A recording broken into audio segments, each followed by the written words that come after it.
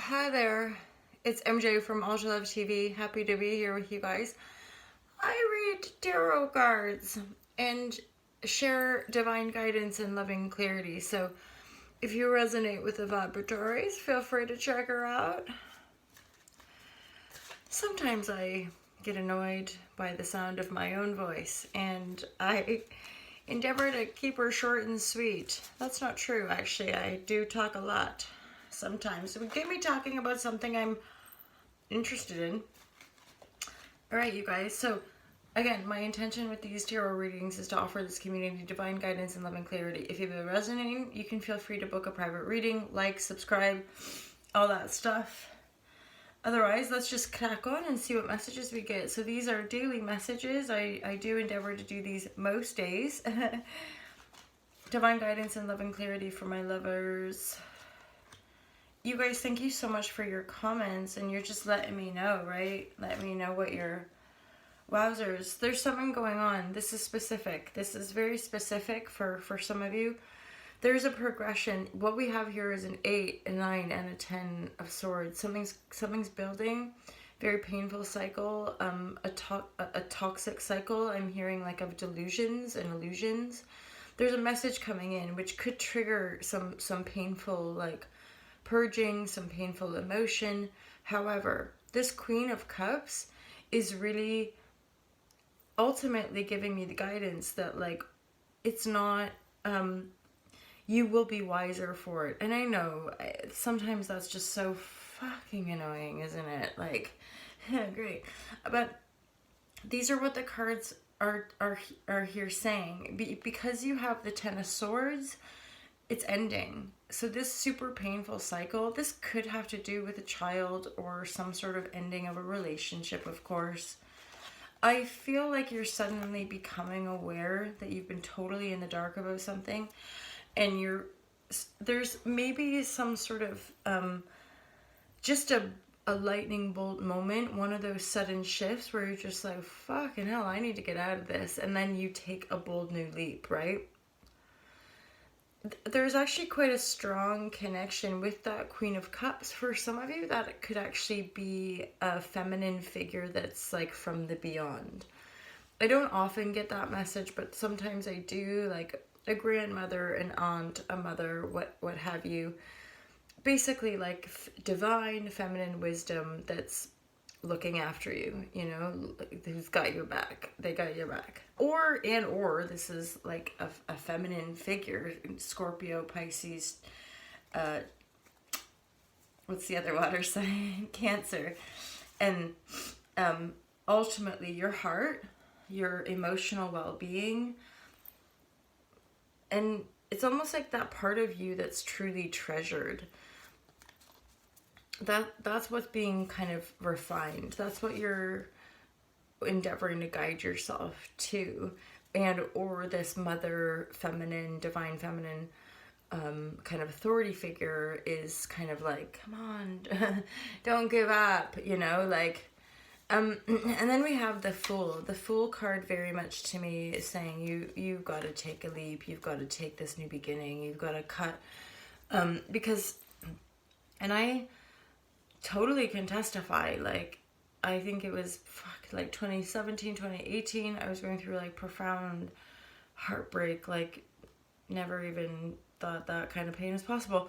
And then that was 3 years ago, but I swear to God, like it's almost like you could say the completion or the culmination, or like genuinely coming into a healed heart can take years,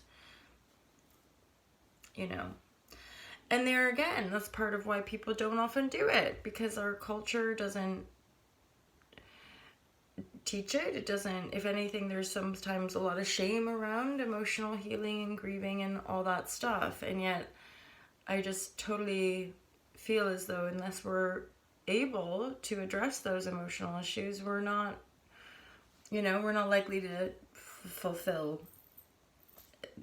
a life of joy.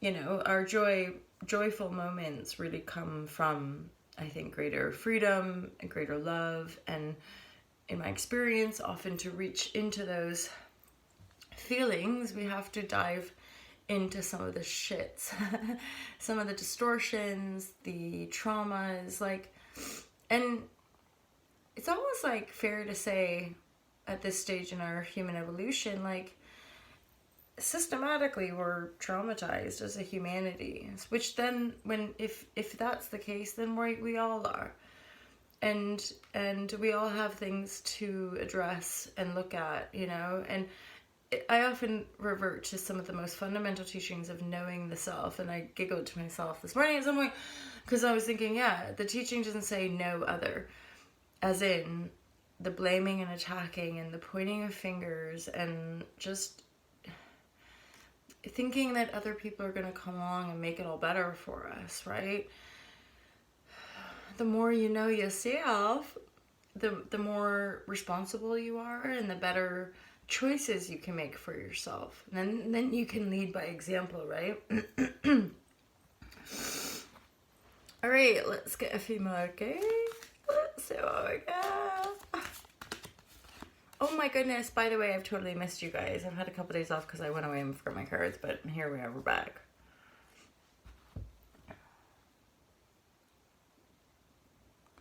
You know that leapfrog game? Do you guys ever remember that? Old school 80s babies over here. Commodore 64, the leapfrog. You'd have to try to get the frog across the road.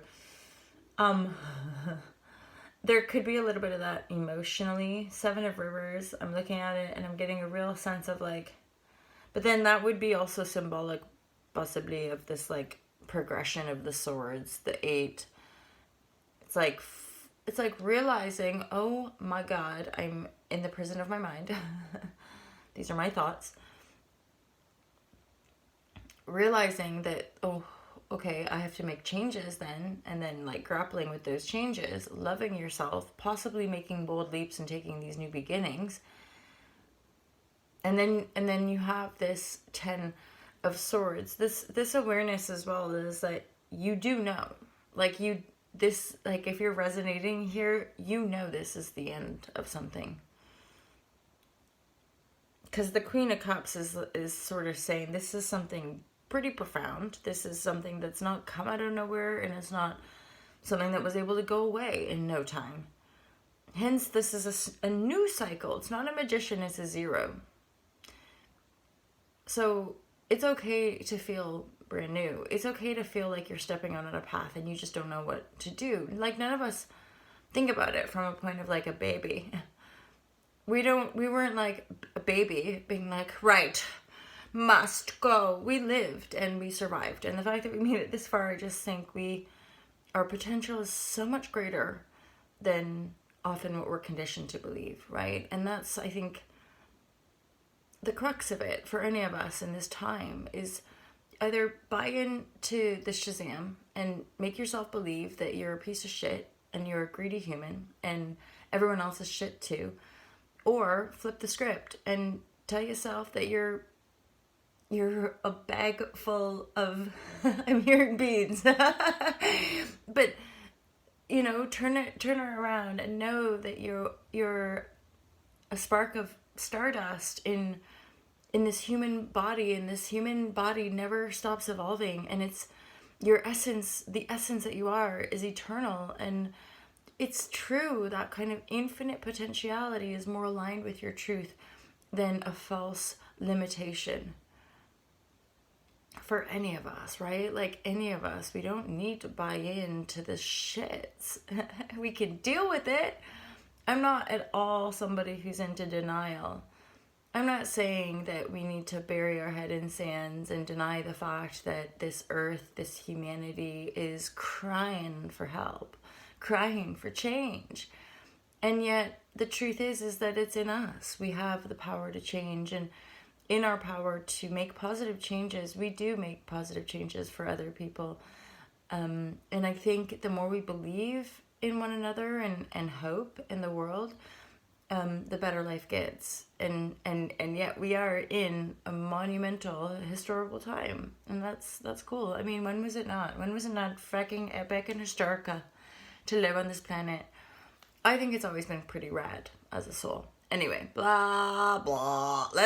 Let's crack on with the day. I hope you guys enjoyed that reading. Thank you so much for being here, and I look forward to seeing you guys tomorrow. Peace out. Take care.